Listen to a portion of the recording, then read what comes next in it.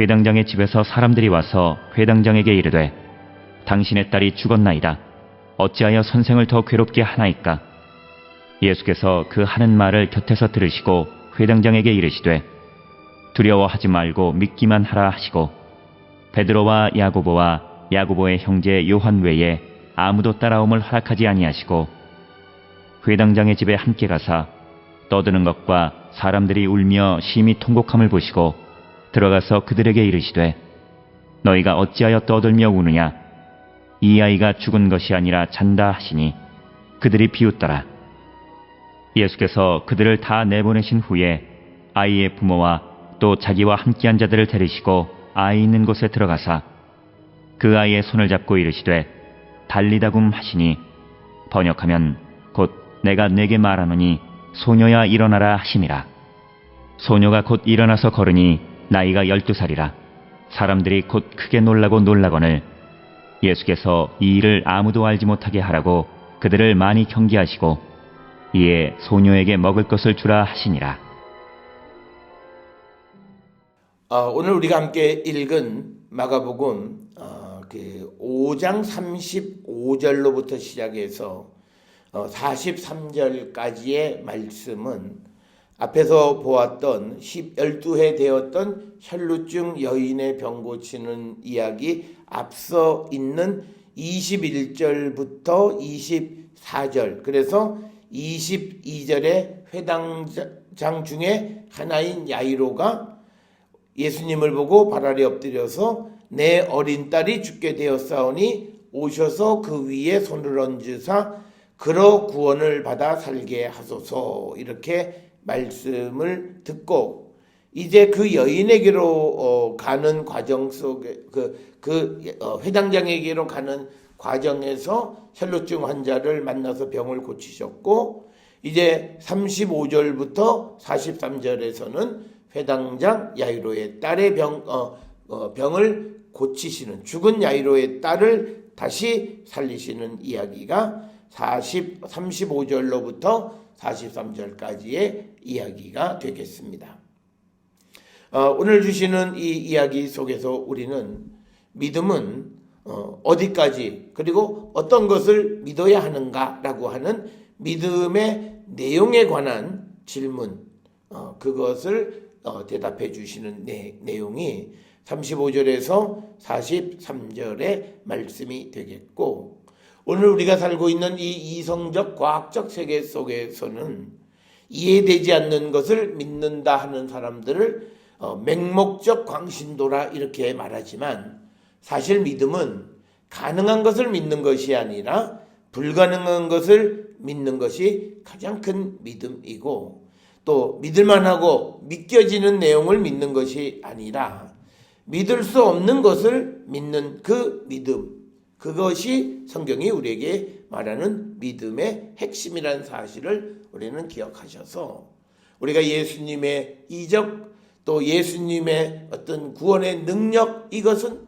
사실은 이해가 되지 않는 측면들이 많아서 우리가 믿는 믿음은 어찌 보면 맹목일 수 있고 비이성적일 수 있지만, 그러나 그것이 어쩌면 믿음의 핵심임을 우리는 분명히 기억하셔야 됩니다.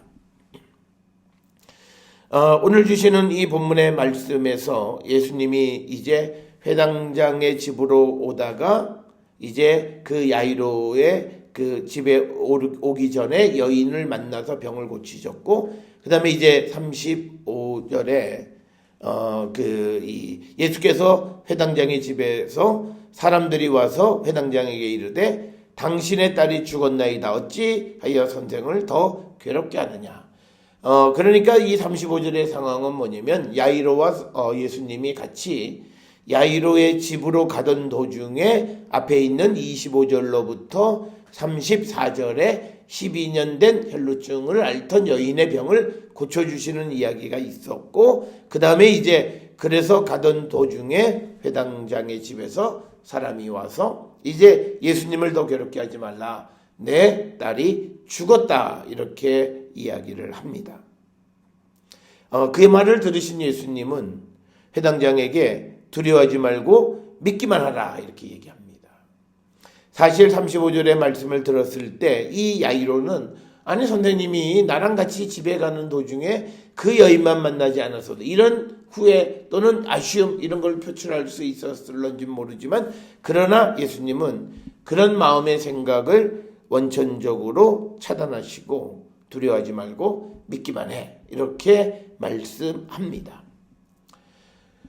이런 아주 위기의 상황 그리고 어찌 보면 상황이 끝난 것 같은 그런 절망적 상황 속에서도 믿으라시는 예수의 말씀을 듣고 우리가 믿을 수 있는 그래서 지금 사람이 와서 당신의 딸이 죽었습니다 라고 말했음에도 불구하고 예수님이 그 딸을 살릴 수 있음을 믿고 두려워하지 않는 그 믿음을 우리에게 말씀하고 있습니다.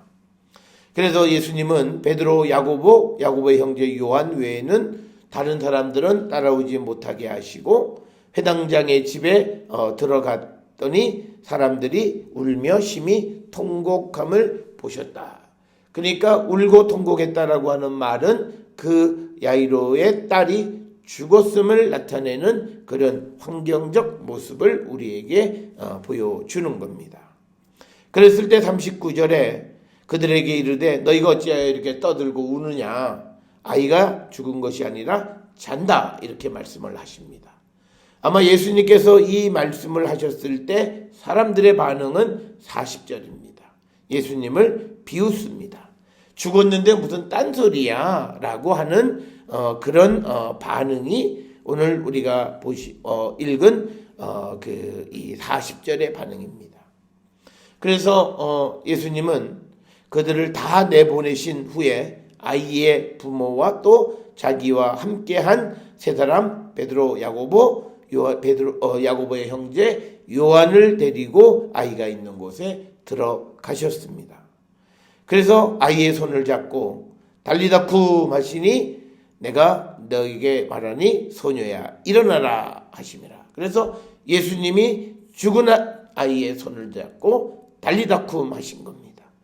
여기서 이 여인의 이 아이 즉 야이로의 딸이 죽었다면 예수님이 손을 잡는 것은 시체를 만지시는 것과 같은 거예요.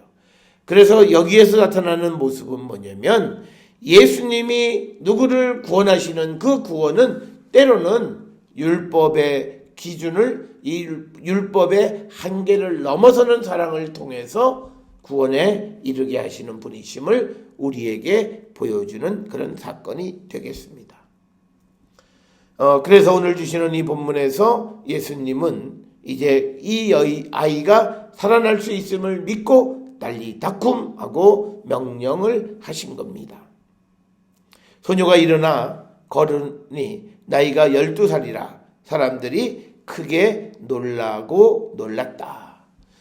오늘 주시는 이 본문의 말씀에서 우리가 마가복음 5장 21절부터 43절을 두 가지 12년 된 혈루증 환자 그리고 12살 된 소녀를 일으켜 세우는 이야기가 같이 결합되어진 이유는 공통분모는 12살 12해라고 하는 그런 상징적 의미가 있습니다. 그래서 사람이 크게 놀랐다. 그러면서 예수님께서는 이 일을 아무도 알지 못하게 하라. 그들을 많이 경계하시고 이 소녀에게 먹을 것을 주라 하셨다. 그래서 예수님이 이 일을 아무도 알지 못하게 하라고 하는 것은 다른 것이 아니라 아직 때가 이르지 않았기 때문에 이 아이를 살리신 이야기를 사람들에게 알리지 말라고 경고하시는 그 내용이 오늘 주시는 말씀이 되겠습니다.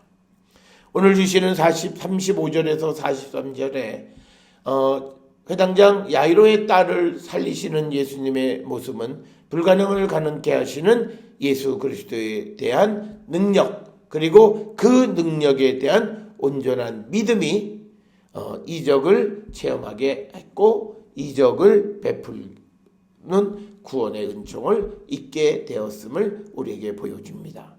사랑하는 성도 여러분, 우리가 세상을 살아갈 때에도 우리는 어떤 것을 믿고 살아갑니까? 우리는 믿을 수 없는 것, 불가능하다고 생각되어진 것, 포기되어진 것, 그러나 주님이시면 하실 수 있다라고 하는 그 믿음으로, 하나님이시면 하실 수 있다라고 하는 그 믿음을 가지고 있을 때 우리는 예수님의 구원의 은총을 체험하는 거룩한 성도됨을 우리에게 가르쳐 주시는 귀한 말씀이 되겠습니다. 오늘 이 35절에서 43절에 야이로의 딸을 고치시는 이 예수의 모습을 통해서 우리의 믿음이 어떤 것인가를 다시 한번 돌아보고, 불가능을 가능케 하시는 예수의 능력까지도 믿을 수 있는 믿음의 소유자들이 되어서 예수께서 우리에게 베풀어 주시는 구원의 은총을 입는 거룩한 성도들이 될 수 있기를 주의 이름으로 축원합니다.